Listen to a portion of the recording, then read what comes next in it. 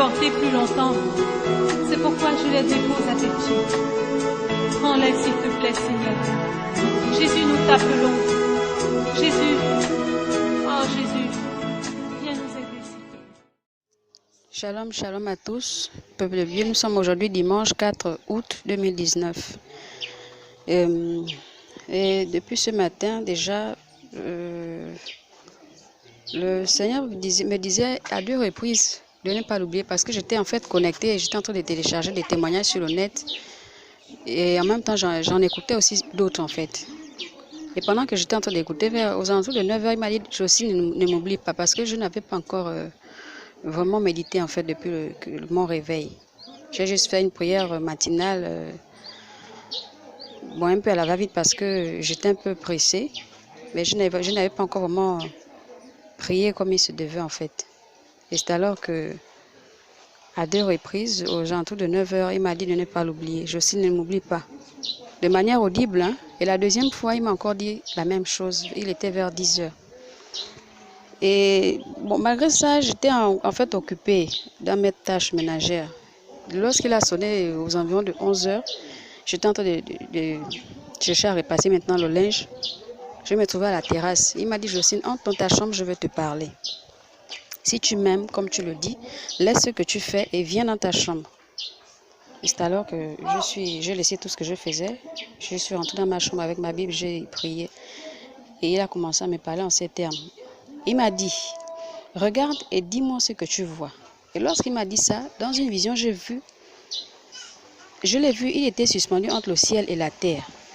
Son visage était éclatant de lumière. Sa gloire était vraiment à son extrême. Elle était vraiment éclatante de lumière. C'est-à-dire qu'on ne pouvait même pas... En fait, le soleil ne brille même pas. Même que le soleil à son zénith est très faible. Et il était vêtu d'une longue robe blanche. Mais ce que j'ai constaté, c'est qu'il y avait une écharpe de couleur rouge qui était au niveau des épaules.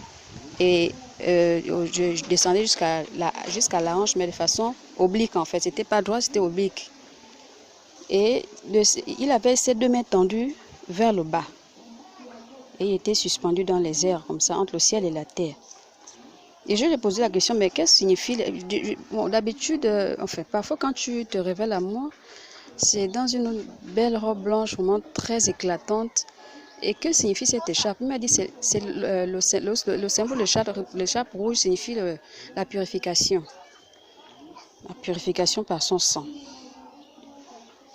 Et ensuite, il m'a encore dit, j'ai mes 2 mains tendues vers le Gabon. Pourquoi le Gabon me rejette-t-il?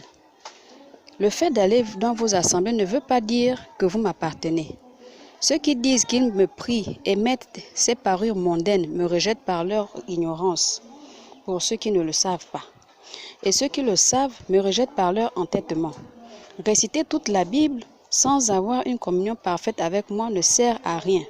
Ceux qui ont accepté ma saine doctrine, ceux qui ont accepté ma saine doctrine, qui sont dépouillés, sont devenus orgueilleux. Ils me prennent pour acquis. Ils oublient que leurs œuvres ne les sauveront pas. Je sauve qui je veux. Je suis Dieu et je fais grâce à qui je veux. Dans ton pays, les faux dieux ont pris ma place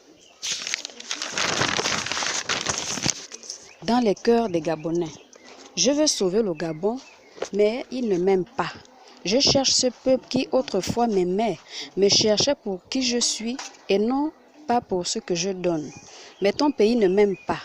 Il y a beaucoup de personnes que je vois prier, mais le pourcentage de personnes dont les prières montent au ciel est vraiment très faible. Ce que je reproche au Gabon, c'est qu'il est devenu profane. Il admet la souillure dans mon pays, dans mon temple, pardon. Dans ton pays, beaucoup de gens prient, mais c'est pour leurs intérêts personnels. Ils ne peuvent pas passer une journée dans la prière pour leur prochain sans penser à eux-mêmes. L'amour du prochain a quitté l'église du Gabon. Si je vous parle encore, c'est pour vous aider à vous réconcilier avec moi, car au ciel, il n'y a pas d'âme sans amour. J'aime le Gabon et je veux le sauver. Il ne vous suffit pas de m'aimer, mais gardez aussi mes commandements. Sachez que les choses s'accélèrent parce que je suis en train d'abréger les jours. Que celui qui a des oreilles entende.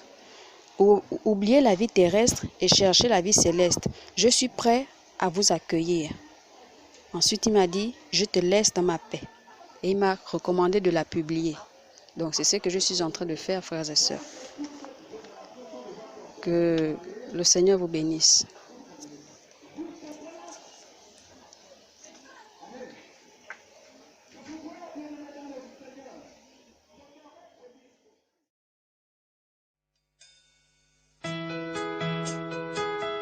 Seigneur, me voici seule, avec mes soucis, avec mes fardeaux. Et je ne peux plus les porter plus longtemps. C'est pourquoi je les dépose à tes pieds. Prends-les s'il te plaît, Seigneur. Jésus, nous t'appelons. Jésus,